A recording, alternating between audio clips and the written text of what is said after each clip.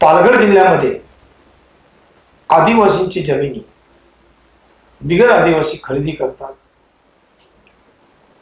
तसेच अशिक्षितांचा फायदा घेऊन, आदिवासी अशिक्षित असतात काही, त्यांचा फायदा घेऊन आज अनेक लोकांनी त्यांच्या जमिनी बळकावलेल्या आहेत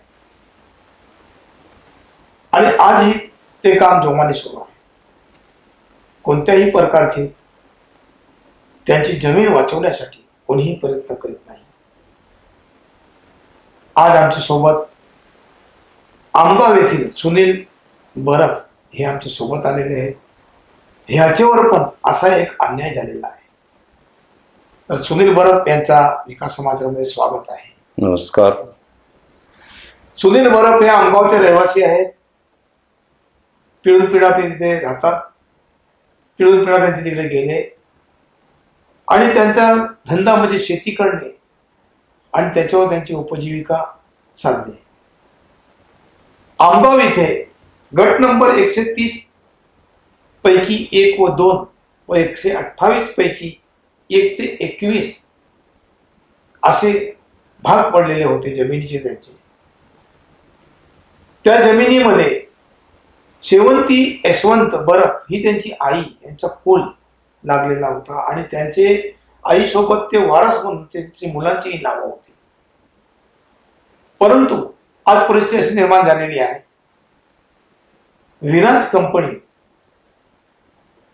ह्यांचे मालक नीरज राजू कोचक व इतर लोकांनी त्या जमिनीवरील जे कुल होते हे कुलांची नावं खालसा करून आणि त्याच्यावर त्यांचे स्वतःची नावं आता सातबाऱ्यामध्ये दिसत आहे. एक प्रकारे हा फार मोठा त्यांच्यावर अन्याय झालेला आहे. त्यांच्या सोबत आहेत, त्यांच्याकडून आपण जाणून घेऊया.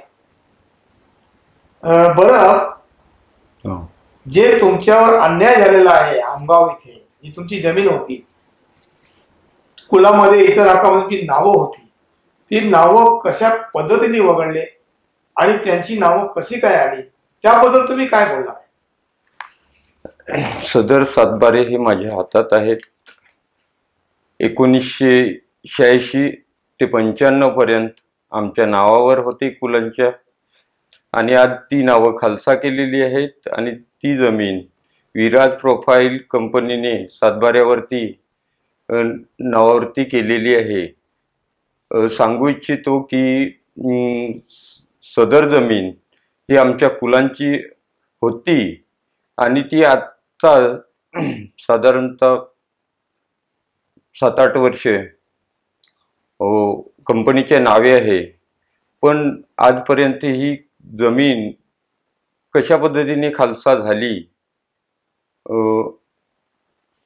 तुमच्याकडून काय सह्या वगैरे घेतलेल्या आहे? तुम्हाला काय नोटीस आले होते काय? तुमची कुठे 32 ग प्रमाणे तहसीलदार प्रांताकडे केस चालू होती का? नाही, तहसीलदार किंवा कुठेच केस चालू नव्हती आणि कशी खालसा झाली ही आजपर्यंत आमच्या सह्या न घेता या लोकांनी कशी खालसा केली तेच आम्ही आज प्रांत तसेच तहसीलदार तसेच जिल्हाधिकारी यांच्याकडे पाठपुरावा केलेला आहे आणि त्याचं आजपर्यंत काहीही उत्तर आलेलं नाही.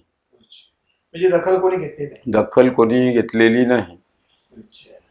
हे जे आता जमीन जी आहे आता सध्या तुमच्या ताब्यात आहे का त्यांनी कब्जा केला जमिनीवर, त्यावर ताब्यात घेतलेली आहे? सदर 128 गट नंबर हा आमच्या ताब्यात असून 130 गट नंबर मध्ये काम चालू करून त्या लोकांनी ती जमीन उद्ध्वस्त केलेली आहे. अच्छा, उद्ध्वस्त केलेली आहे. दुसरी गोष्ट अशी आहे की आता तुमच्या ताब्यात जी जमीन आहे ती तुम्ही लागवड करतात? हो, सदर जमीन आम्ही लागवड करतो आमच्या ताब्यात.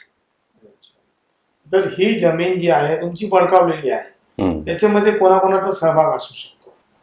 त्याच्यामध्ये आज शासनाने म्हणजे तहसीलदार असो, तलाठी असो या कलेक्टर यांचा सहभाग असू शकतो. कारण तर आम्हाला जराही माहिती नसताना ही जमीन खालसा झालीच कशी, तर शासनाने आम्हास न्याय द्यावा. तुमच्या आदिवासींवर आज अन्याय झालेला आहे का? हा, आज साधारणतः त्या जमिनीमध्ये 110 कुटुंब उदरनिर्वाह करतात. अच्छा. टोटल किती जमीन आहे ती? टोटल जमीन 650 एकर. 650 एकर. एकर. आणि त्या जमिनीमध्ये किती कुटुंब आहेत? 110 कुटुंब. अच्छा. तर ते आता 110 कुटुंब जमीन लावतात का पाऊस सुरू झाला? हो, आता सगळीकडे भात शेतीच होते सर्व जमिनीमध्ये. बऱ्याचशा वेळेला पीक पाणी भरून सुद्धा पीक पाणी लागलेलं नाही. सदर जमिनीबद्दल जे कागदपत्रामध्ये बोगस बनवलेले आहेत, तसे तुम्ही जमिनीवर जाता तर तुम्हाला काय ते लोक तुमच्यावर काय भांडायला येतात, काय तुम्हाला दादागिरी करतात, काय करतात तुम्हाला? नाही, त्या कंपनीने गेल्या वर्षी आम्ही 130 गट नंबर मध्ये लागवड केली होती. ती उपडून त्या लोकांनी फेकून दिली आणि त्याच्यावरती केबिन वगैरे ठेवण्यात आलेले आहेत आणि त्याच्यावरती JCP फिरवून ते डेव्हलप केलं गेलं भात शेतीवरती. आता समजा तुम्हाला न्याय भेटला नाही शासनाकडे, तर तुमच्या पुढचा पाऊल काय असणार आहे? काय बोलत? नाही, आम्ही भूमिहीन होणार आहेत त्या जमिनीपासून. तर शासनाने योग्य तो निर्णय द्यावा की आमच्या नावे जमीन करण्यात यावी. तर हे होते सुनील परब यांचं म्हणणं असं आहे की आमची जमीन बळकावण्यात आलेली आहे, आमची कुठेही सही घेतलेली नाही, आम्ही कुळ होतो आणि कुळ असताना सुद्धा कायदा असा बोलतोय की कुळ असताना ती जमीन इतर सातबारा इतर हक्कामध्ये कुळाचे नाव असतात, ते कुळाचे नाव आधी मुख्य सातबाऱ्यामध्ये घ्यायला लागतात. म्हणजे जे मुख्य लिहिलेलं असतं नाव मालकी हक्क त्याच्यामध्ये घ्यायचे असतात आणि त्याच्यानंतर तो आदिवासी समाजाचा व्यक्ती जमीन विक्री करेल त्याला महाराष्ट्र शासनाची परवानगी लागते आणि ती आल्यानंतर ती जमीन दिगर आदिवासीच्या नावावर होते. परंतु आमगाव येथे ह्या भरत कुटुंबियांवर जे अन्याय झालेला आहे तसा न करता ते लोकांनी जमीन नावावर करून घेतलेली आहे. तर शासनाने याचा विचार करावा, सखोल चौकशी करावी आणि जर बोगस पेपर तयार केले असतील तर ते बोगस कागदपत्र तयार करणाऱ्यावर गुन्हा दाखल करावा व ह्या आदिवासी कुटुंबाची जमीन त्यांना पुन्हा द्यावी असे आज आम्ही विकास समाजाच्या माध्यमातून आपणास कळवतोय. आज ते या ठिकाणी आले, त्यांच्याबरोबर आम्ही चर्चा केली म्हणून त्यांचा धन्यवाद.